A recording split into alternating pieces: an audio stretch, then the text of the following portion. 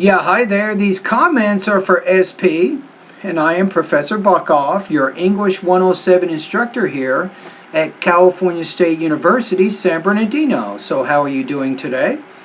And guess what? I got your paper right here, so let's see what we have. You have a score of 68 out of 100, so not as high as I was hoping for. So generally speaking, most students get about 85 or higher on this project. And let's talk about your essay. So first of all, let's take a look at the introduction. You see that? So I would recommend, instead of, you got about 4 lines here, probably need about 8 or 9 lines. So instead of getting to your thesis, you need to raise the topic first and then move to the thesis. Right? So on the rubrics, you lost about 3 points there. So what can you do differently? So let me give you an idea. So this paper got a 98. I'm going to read you the first paragraph so you can kind of get an idea of how you can raise a topic. So you can see what it is right here. See that?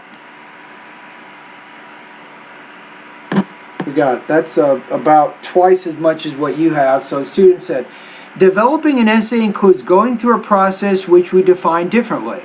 To be able to establish a well-developed essay, Richard Morris believes there is a process we must go through. This includes writing multiple drafts before finalizing a final draft. In college, mostly all students, if not all, are required to write papers for their classes. By analyzing our writing styles, I concluded that we have similar but different approaches. And then the writer gets into her thesis, right? So the writer has about 4 or 5 lines of what we call introductory text before the thesis. Now that's one area. Now the other area where you really lost points a lot on this one, even though you have a works cited section, if you look at your paper, here you have no in-text citations. Right? So if you're not sure what that is, go to Google. Put this: what is an in-text citation for research papers? So what is an in-text citation? Why do we need them? So for you want to format this paper. It's called MLA formatting. Go to Blackboard for essay number 2 now.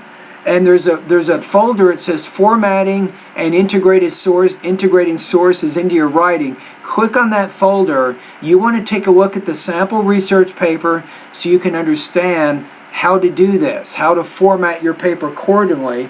And that area is where you really lost a lot of points. It says source materials are documented according to MLA style. You did not do that.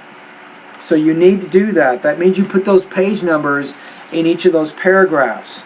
And that helps the paper become a little more academic, right? So those are some comments that I can give you on this paper.